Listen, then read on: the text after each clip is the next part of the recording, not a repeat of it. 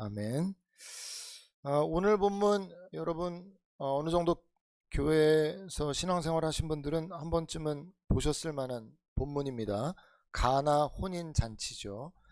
여러분은 가나 혼인잔치 딱 하면 무슨 생각이 나십니까? 포도주, 기적. 그래서 어려움이 있었는데 포도주 기적을 일으키셔서 문제가 해결됐다. 뭐 이렇게 일반적으로 이해들을 하고 있는데, 많이 그렇게 이해하고 있는데, 이 요한복음 2장의 가나의 혼인잔치는 요 본문 자체로 해석될 수 없는 본문입니다. 물론 모든 본문이 다 그렇지만 1장에 보면 하나님의 아들 예수님에 대해서 쭉 설명을 해놓고 있죠. 그리고 2장으로 딱 들어오는데 첫 번째 사건이 가나의 기적이에요. 왜 여기에 2장의 가장 서두에 가나의 혼인잔치 이 본문이 들어가 있을까? 가장 이 본문을 해석하는데 1장의 키가 되는 구절을 찾자면 1장 11절입니다. 1장 11절 혹시 성경 갖고 계시는 분들 한번 보시면 거기에 뭐라고 되어 있냐면요. 찾으셨으면 읽어볼까요? 시작. 자기 땅에 오매 자기 백성이 영접하지 아니하였으나 라고 되어 있어요. 자기 땅에 왔는데, 창조주이신 예수님이 자기 땅에 왔는데 자기 백성들이 영접을 하지 않았다는 거예요. 자, 그 관점으로 2장을 봐야 돼요. 그 관점으로. 어떤 관점이죠? 혼인잔치에 예수님이 오셨는데 진정한 의미에서, 이 의미에서 예수님은 혼인잔치에 함께 계시지 않습니다. 목사님 무슨 말씀입니까? 예수님과 그의 가족들, 제자들 청함 받아가지고 혼인잔치에 있는데 무슨 얘기 하십니까? 맞죠? 함께 계시죠. 그러나 그들이 잔치집에서 초청한 그 대상은 하나님의 아들 예수가 아니라 이웃집 청년 예수입니다. 본문은 잔치의 흥이 정점에 달했을 때 포도주가 떨어진지라 라고 말하고 있죠. 당시 잔치집에 포도주가 떨어지는 일은 굉장히 큰 결례예요. 오늘날도 결혼식 있으면 밥이 뭐냐 이거 되게 궁금해 하잖아요. 뷔페래 아니면 뭐 어떻게 나온대 궁금해 하잖아요. 이 당시에 잔치집 하면 제일 먼저 떠오르는 게 포도주. 얼마나 양질의 포도주가 있느냐 요건데, 잔치집에 포도주, 꼭 있어야 되는 포도주가 빠졌다. 이게 뭘 의미하냐? 잔치라면 반드시 있어야 할 포도주가 떨어진 이 상태가 바로 창조주를 발견하지 못하고 하나님 없이 그들 가운데 즐기고 있는 세상의 잔치, 세상의 단면을 보여주고 있는 모습이라는 거예요. 하나님의 아들 예수님이 가나의 혼인잔치에 있지만 그들은 그분을 예수님으로 초청하지 못하고 그들만의 잔치가 진행이 되고 있다는 거예요. 여러분, 우리 이 세상 다 마찬가지입니다. 자기들 나름대로의 잔치를 하죠.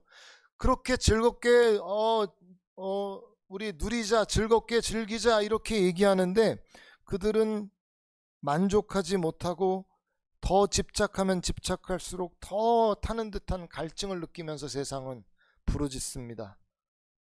목이 마르다고. 왜 그래요?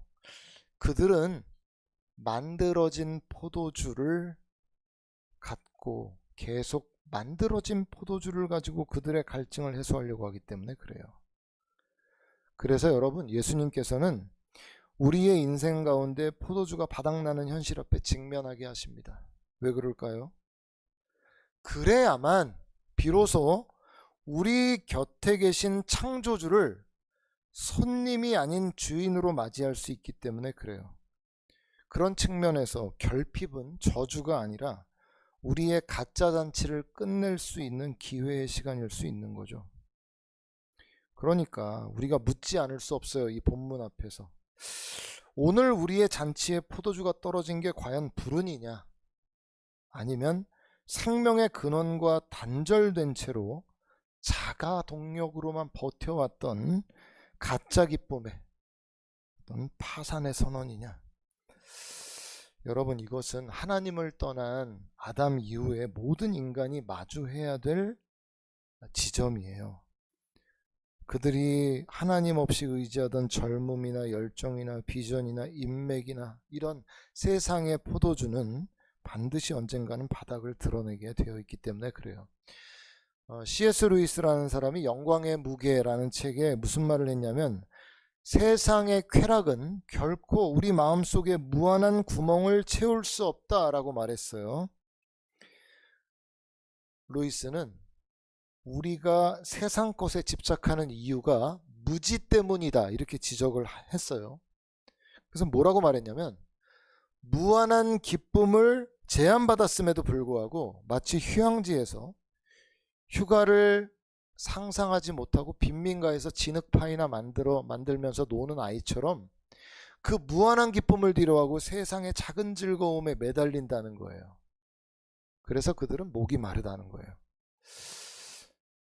여러분 한번 생각해 보세요. 여러분은 그 완전한 기쁨, 영원한 기쁨, 영원한 포도주를 제공받은 사람들이죠. 알고 있는 사람들인데 왜 그렇게 목이 마르고 누리지 못할까? 우리는 어쩌면 그것이 진정한 것이라는 것을 더 깊이 누리고 깨달으며 누리는 것에 힘쏟는 게 아니라, 그것은 그냥 어느새 그저 그런 것, 있으면 좋지만 없어도 뭐 어쩔 수 없는 것 정도로 여기고, 진흙파이,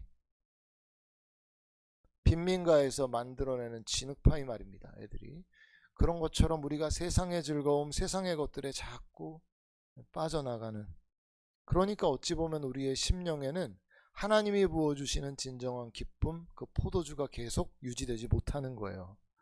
여러분, 그러면 실제적으로 어떻게 우리가 하나님 관계에서 누려지는 무한한 기쁨을 누릴 수 있을까? 우리가 이걸 알아야 될 거 아닙니까? 가장 우리가 우선적으로 우리가 그분 안에서 그분을 누릴 수 있는 방식은, 보통은 예배 행위를 통해서 우리가 그분을 누리는 경험을 많이 하죠. 물론 예배는 드리는 것에 무게중심이 있지만, 우리가 찬양을 드리는 가운데, 기도를 드리는 가운데, 하나님의 말씀을 우리가 마주하는 가운데 영적인 채워짐을 경험하는 것이에요. 그분, 영원한 만족이 되시는 그분이 우리 안에서 역사하시는 역사를 경험하죠. 그래서 찬양할 때 우리가 감동이 되고 눈물이 나고, 기도할 때 어떤 채워짐을 경험하고, 말씀을 듣는 가운데 어떤 하나님의 임재를 경험하는 것은, 그 영원한 기쁨 되시는 그 하나님이 우리 안에 실제로 역사하시는, 우리 그 순간을 맞이하면서 영적 채워짐을 경험하는 거예요. 제가 옛날부터 주일 예배는 인공호흡과 같다는 얘기를 제가 여러 번 얘기를 했는데, 이러한 기쁨이 이 자리에서 주일 예배 1시간 뭐 이렇게 드리고 우리에게 없어지는 기쁨이 아니라, 우리의 삶의 자리에서도 그것을 계속 유지할 수 있는 노력이 우리에게 주어져야죠.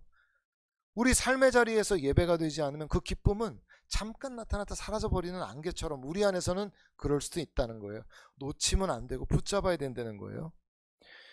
또 한 가지는, 하나님의 임재를 경험하는 그 임재 안에 머물 수 있는 또 한 가지의 방법은 공동체를 통한 것이에요.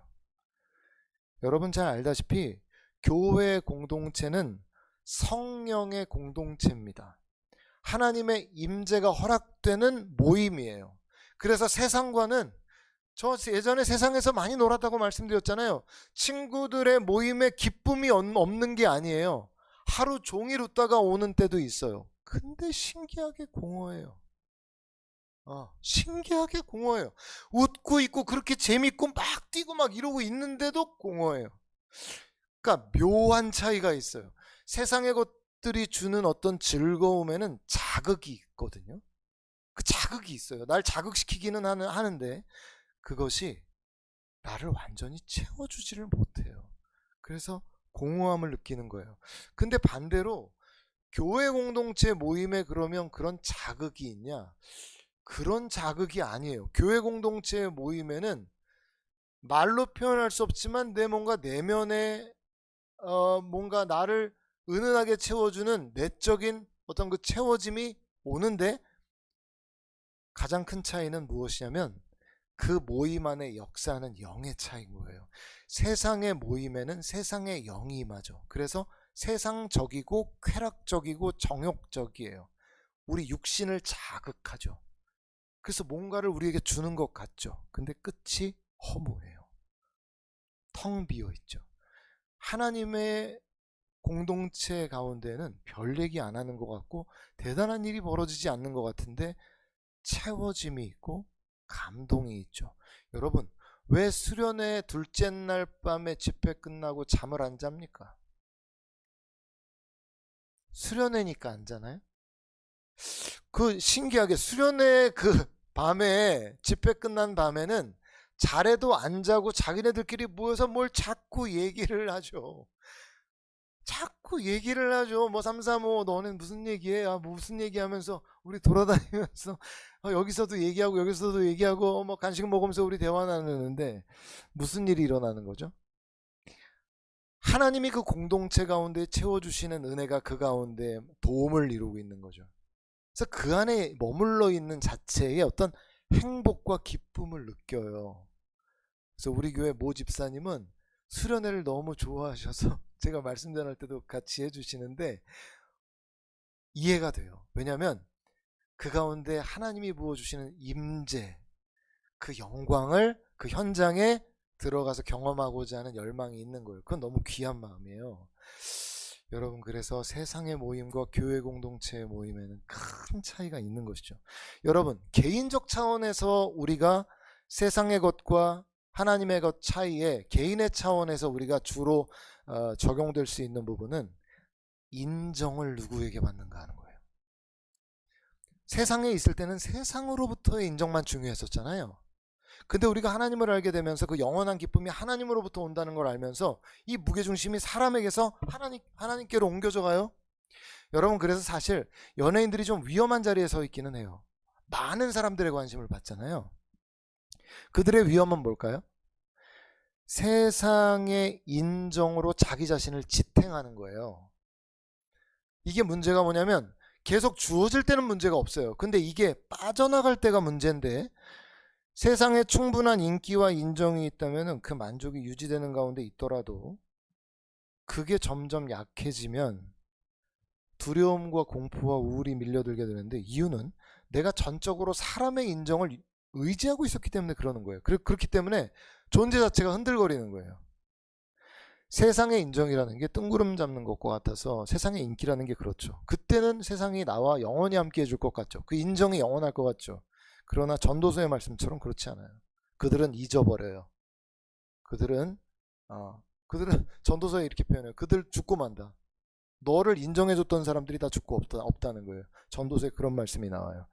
그러니까 세상의 인정을 자꾸 추구하는 사람들은 그렇게 하면 그렇게 할수록 공허는 더 깊어지고 마치 중독차처럼 사람들의 인기와 인정을 더 추구하게 되는 자리로 달려나가게 되는 거예요.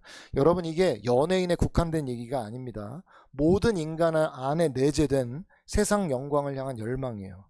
그래서 얼마나 많은 사람들이 나를 인정해주고 가치 있게 평가해주고 이런 거에 대한 걸 연예인들만 갖고 있는 게 아니라 모든 사람들이 다 갖고 있어요. 사람들 모이면 요새 요새 할 법한 얘기가 뭡니까? 팔로워 몇 명이냐 이런 거 물어보죠. 그 왜 그렇게 중요하죠? 그게 얼마나 네가 가치 있는 존재냐를 나타내 준다라고 믿죠. 그러니까 그것에 목을 매는 거예요. 하나님은 하나님이라는 무한한 기쁨을 우리에게 주셨는데 우린 자꾸 우리의 눈을 돌려 나를 인정해 줄 수 있는 말을 할 수 있는 사람에게 자꾸 눈을 돌리다 보니까 우리의 마음은 계속 밑빠진 독과 같이 세상 것들은 채우면 다 빠져나가고 흘러나가 버리는 것이죠. 여러분은 진정한 포도주이신 예수 그리스도를 경험하고도 세상의 헛된 포도주로 여러분을 채우려고 자꾸 그리로 달려가고 있지 않으세요? 세상의 컨텐츠들, 유행, 연예인, 부와 성공, 여러분 이러한 것들은 결코 여러분을 완전히 만족시켜 줄 수 없어요. 결국은 포도주가 떨어져요.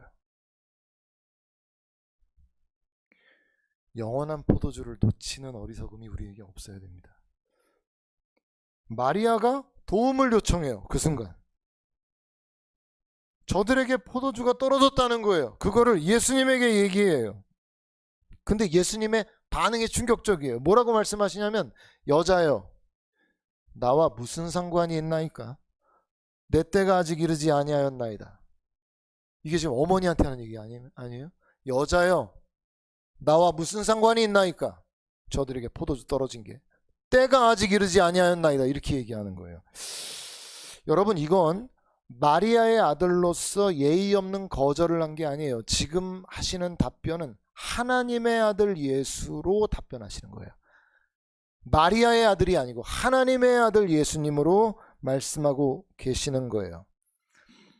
여러분, 우리가 알아야 할 분명한 사실이 하나 있어요. 예수님은 그들의 불편을 해결해 주러 오신 해결사가 아니라는 거예요. 지금 예수님께서 말씀하시는 내 때라는 게 뭘까요? 내 때가 아직 이르지 않았다. 가까이는 뭐냐면 예수님께서 메시아로서의 공생의 사역의 시작을 할 때가 되지 않았다라는 거예요. 가까이는. 좀 멀리는 십자가의 사건을 내다보고 있어요. 내 때가 이르지 않았는데 왜 이 가정 안에 포도주 떨어진 얘기를 나한테 하느냐, 이 말씀이거든요. 이 간격을 잘 보세요. 십자가를 위해 이 땅에 오신 예수님께 잔치의 문제를 해결해 달라고 요청하고 있어요. 여러분, 이 신학적 간극을 여러분이 깨닫지 못하면 우리도 평생 예수님을 믿어도 예수와 상관없는 자로 남을 수 있어요.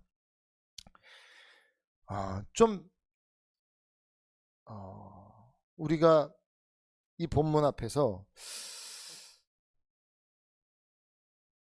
예수님이 단순히 우리 인생의 문제를 해결해 주러 오신 게 아니라 당신의 목숨을 우리를 위해 희생하러 오셨다. 여러분, 이 부분에 대해서 우리가 집중할 필요가 있습니다. 여러분, 근데 이 내용을 잘 아시죠? 그럼에도 불구하고 기적이 일어났어요. 포도주 떨어진 문제를 해결해 주신다고요. 여러분, 그럼 우리는 무슨 생각이 드냐면, 예수님이 마리아의 요구에 굴복하셨나? 이런 생각이 들거든요. 근데 여러분, 오늘 본문이 예수님이 마리아의 요구에 굴복하셨나? 그걸 얘기하는 게 아닙니다. 왜냐하면 요한복음 5장에 보면 무슨 말씀이 나와요? 아들이 아버지가 하시는 일을 보지 않고는 아무것도 스스로 할 수 없느니라 라는 말씀을 하세요. 그렇다면 지금 여기에 기적이 발현했다는 거는 뭘 의미하는 거예요? 성부 하나님께서 그 포도주 문제를 해결하시는 것을 승인하셨다는 걸 의미해요. 그러니까 이 시점이 어떤 시점이냐면 마리아의 사적인 요청이 이 공적인 구속사의 사건으로 편입되는 순간이 된 거예요.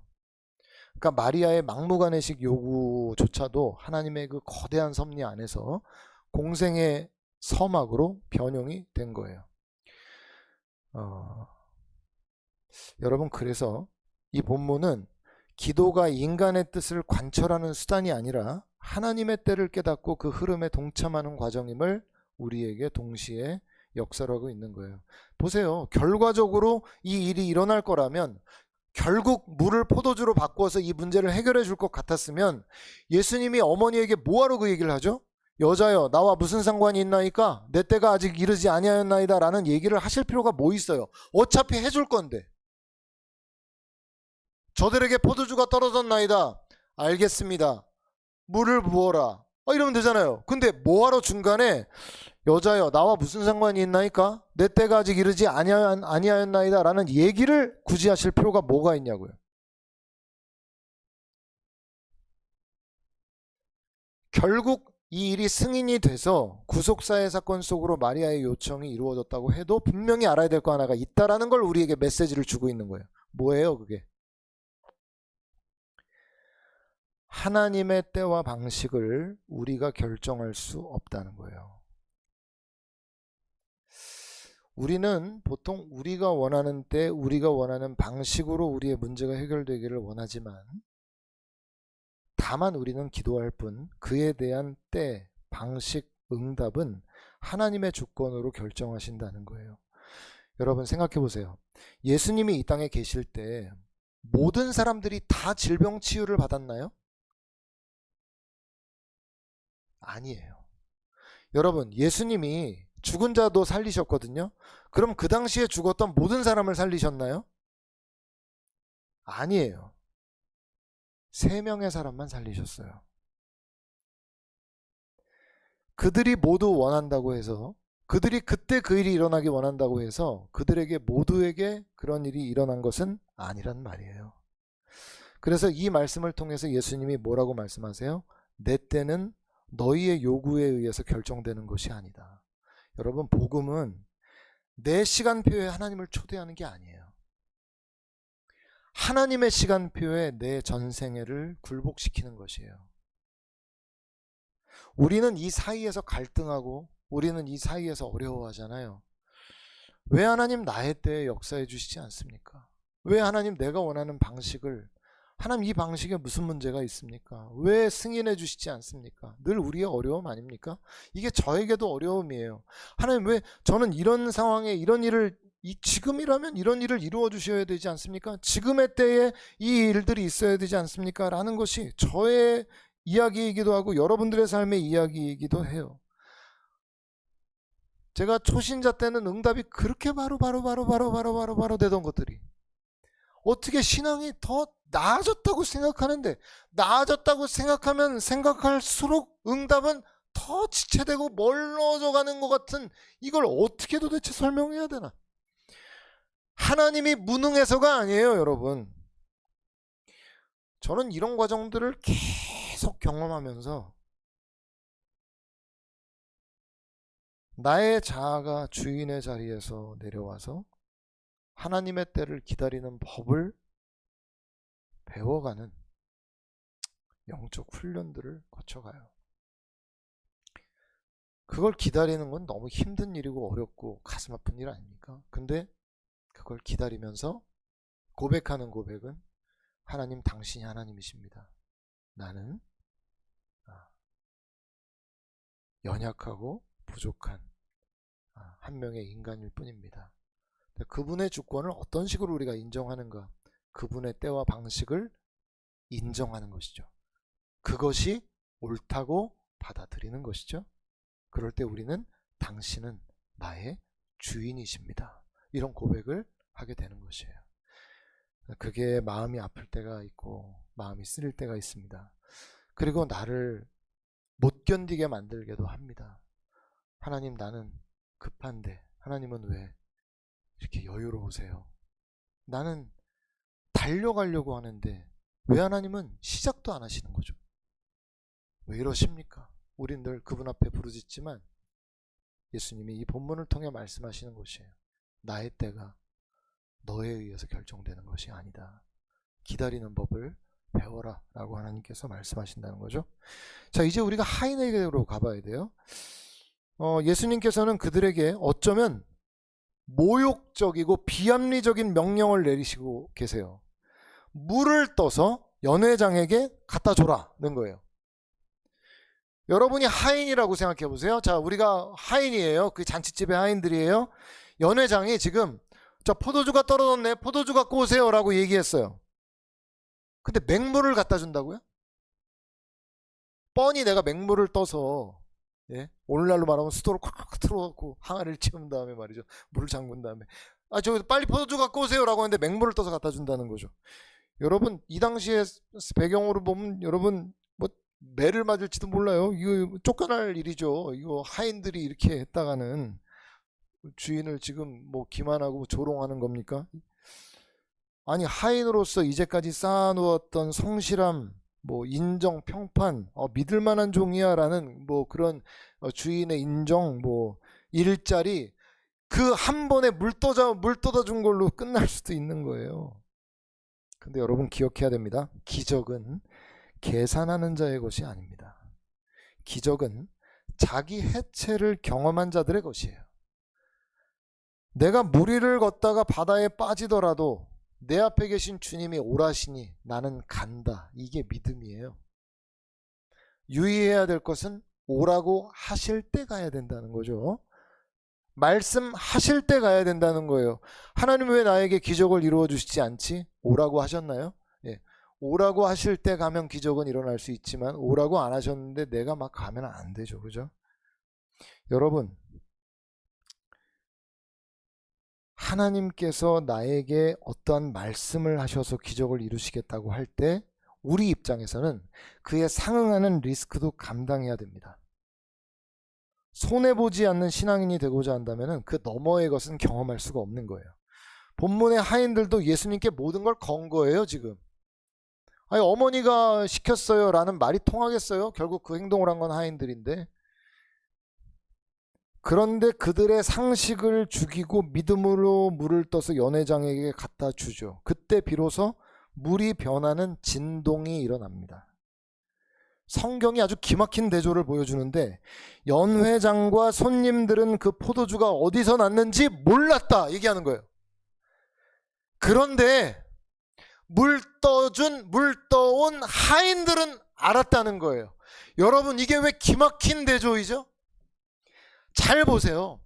어떤 사람들은 은혜의 수혜자일 뿐이에요. 무슨 말인지 아시겠어요? 변한 포도주만 마시고 있다 이 말이에요. 그런데 그 기적을 눈으로 바라보고 깨달을 수 있는 그 은혜가 주어진 건 누구예요? 하인들이죠.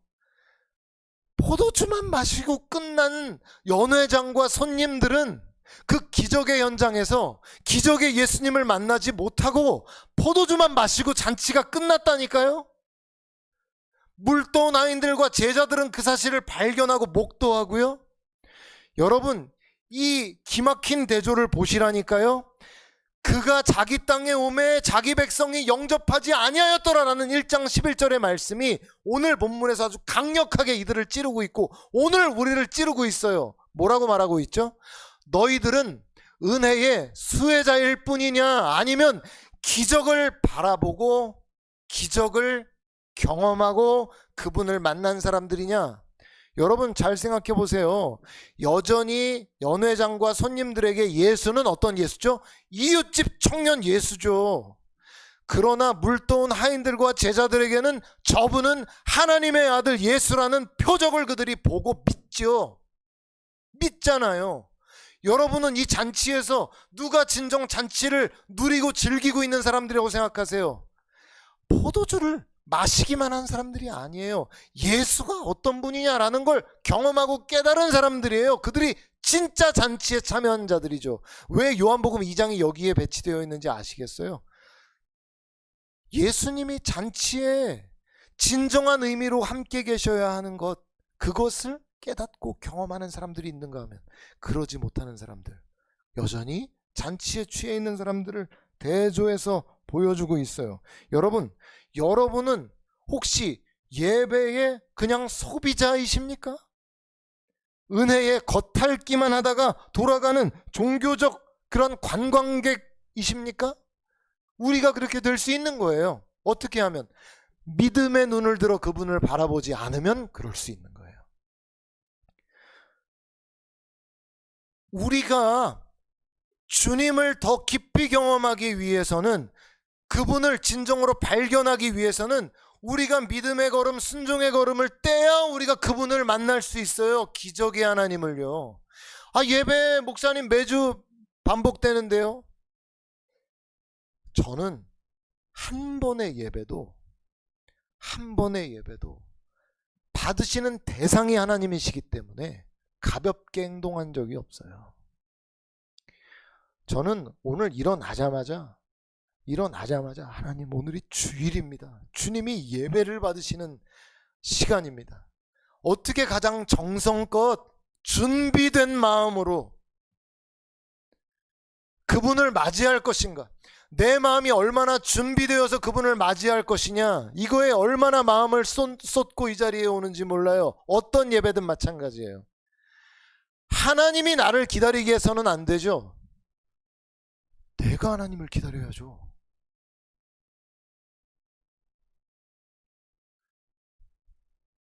제가 왜 헌금도 미리 다 준비해 놓고 예배의 모든 것들을 다 준비해 놓고 준비된 마음으로 그분 앞에 나갑니까? 저는요 예배 가운데 함께 하시는 하나님을 늘 느끼고 그 영광을 경험하기 때문에 그분 앞에서 가벼이 행동할 수 없기 때문에 그래요. 그분이 받으실 만한 예배를 드려야 된다는 믿음이 늘 있기 때문에 그래요. 단 한 번의 예배라도 그렇게 성의 없이 그렇게 행한 적이 없어요. 늘 하나님이 받으시는 예배는 합당하게 받으셔야 된다는 마음이 늘 제 마음을 채우고 있단 말이에요. 그 제가 싫어하는 얘기가 뭐라 그랬어요? 간단하게 예배드리고 뭐하자, 이런 얘기 제일 싫어한다 그랬잖아요. 자기들이나 간단할 일이지 받으시는 분이 하나님이신데 하나님이 간단해? 아주 안 좋아하는 말이에요. 혹시 제가 언제 어디 무슨 일에 간단하게 예배드리고 하자 그러면 여러분이 저한테 큰 소리로 소리를 외쳐주세요.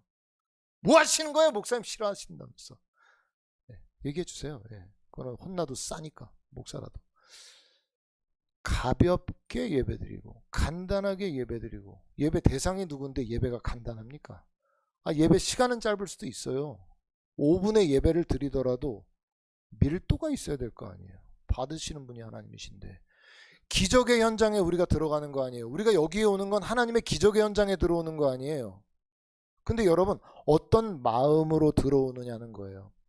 단순히 잔치를 즐기자라고 해서 왔던 사람들 말이에요. 잔치만 즐기고 돌아갔어요. 그 가운데 예수님을 만난 사람들은 정해져 있었다니까요. 여러분이 하나님의 말씀 앞에 어떻게 여러분이 반응하고 어떻게 나아가느냐에 따라 여러분의 결과가 다를 수 있어요. 믿음으로 찬양하고 전심을 다해 찬양한 자들에게는 슬픔이 변화되어 기쁨으로 변화되는, 물이 포도주가 된 것처럼 슬픔이 기쁨으로 변화되는 그 기쁨이 주어질 수 있겠죠. 기도하기 전에는 근심뿐이었는데 기도하고 나니 평강이 임하고 응답이 임하는 하나님을, 변화된 걸 경험할 수 있겠죠. 말씀을 통해서 미래가 전혀 기대할 수 없는 절망이었는데 새 창조의 기적과 마음의 소망이 일어나는 역사가 일어날 수 있겠죠. 언제요? 여러분이 믿음으로 그분 앞에 나아갈 때 그런 일들이 일어난다는 거예요. 이러한 믿음의 걸음들이 모이면 우리 예배 자체가 하나님의 임재와 영광으로 가득한 예배가 되죠. 여러 번 말씀드리지만 예배든 어떤 모임이든 집회든 어디든 저는 늘 딱 들어가자마자 느껴지는 영적 분위기를 먼저 느끼는 편이에요. 왜냐하면 하나님은 환영하는 곳에 충만히 역사하신다는 걸 경험적으로 너무 많이 경험했기 때문에 그래요. 아무리 모임이 겉으로 볼 때는 순서 하나하나 모든 상황 하나 완벽하게 다 준비된 것 같아 보여도 그들의 마음이 하나님께 관심이 없잖아요. 저는 그런 모임의 냉랭함을 경험해요.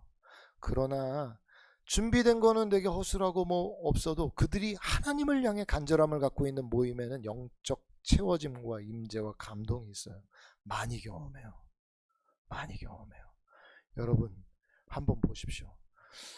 여러분은 하나님을 얼마나 기대하십니까? 이 잔치의 기적의 현장에 여러분은 얼마나 기대하고 그분 앞에 나아가고 계세요?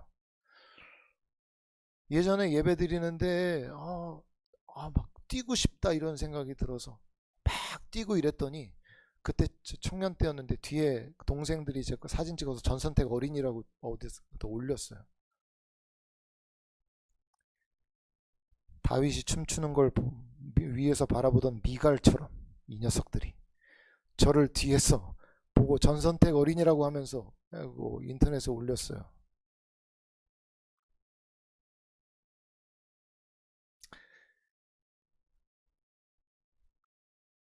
찬양 드리는데 너무 무릎 꿇고 그분 앞에 기도하고 싶다 이런 마음이 들어서 앉아있다 갑자기 무릎을 꿇고 기도하는데 막 눈물이 막 나는 거예요.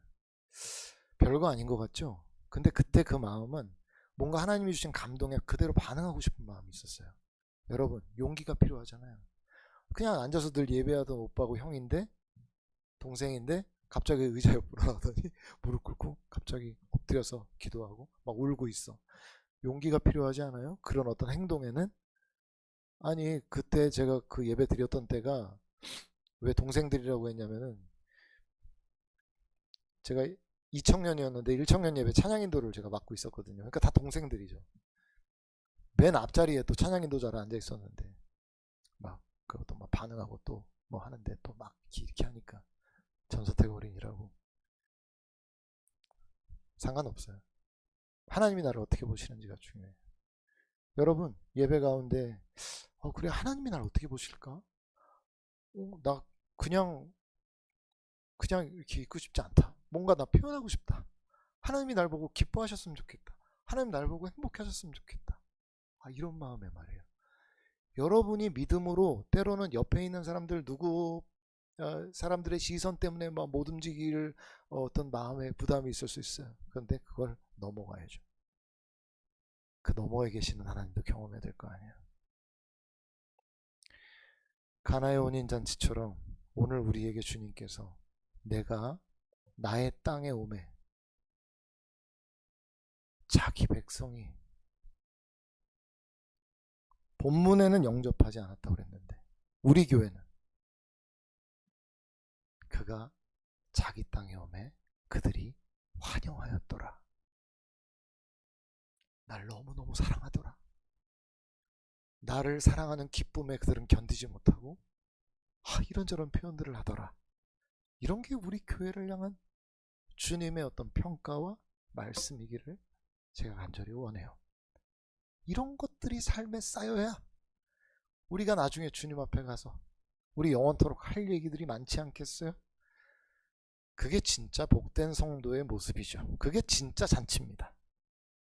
늘 잔치하며 살아가는 우리 모두가 될 수 있기를 주님의 이름으로 축원드립니다.